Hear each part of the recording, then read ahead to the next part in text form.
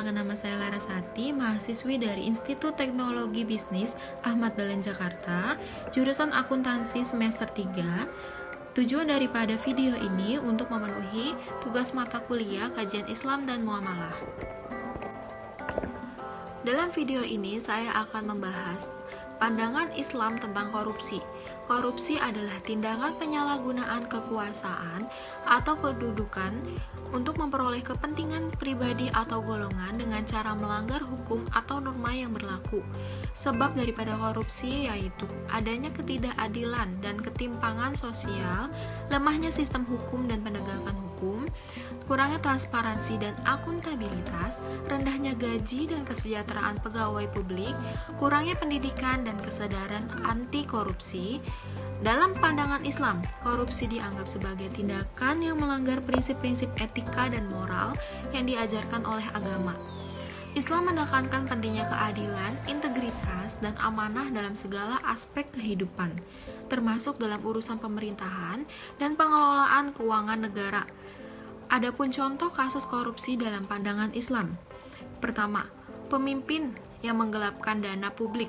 Ketika seorang pemimpin atau pejabat pemerintah mengalihkan atau menyalahgunakan dana publik untuk kepentingan pribadi atau kelompok tertentu, hal itu dianggap sebagai tindakan korupsi.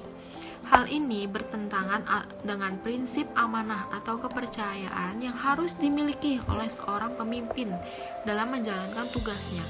Suap dan nepotisme. Praktik suap dan nepotisme, di mana seseorang memberikan atau menerima hadiah atau imbalan untuk mempengaruhi keputusan atau kebijakan pemerintah, juga dianggap sebagai bentuk korupsi dalam Islam.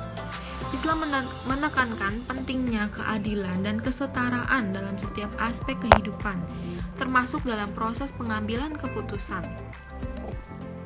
Yang ketiga, pemalsuan dokumen atau laporan keuangan. Ketika seseorang memalsukan dokumen atau laporan keuangan untuk mengelabui pemerintah atau masyarakat, hal ini dianggap sebagai tindakan korupsi dalam Islam. Islam mendorong transparansi, kejujuran, dan keadilan dalam segala aspek kehidupan, termasuk dalam hal pengelolaan keuangan. Keempat, penyelewengan dana zakat atau amil yang korup. Zakat adalah kewajiban bagi umat muslim untuk memberikan sebagian daripada hartanya kepada yang berhak menerima. Ketika seorang amil menyalahgunakan atau mengalihkan dana tersebut untuk kepentingan pribadi, itu dianggap sebagai bentuk korupsi dalam pandangan Islam.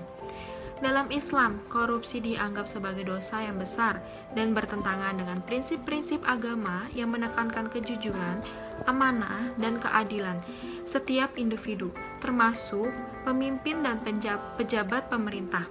Bertanggung jawab untuk menghindari korupsi dan memelihara prinsip-prinsip moral etika yang dianjurkan oleh Islam. Sekian dari saya, kurang dan lebihnya mohon dimaafkan. Dan wal qalami wa ma yasurun. Wassalamualaikum warahmatullahi wabarakatuh.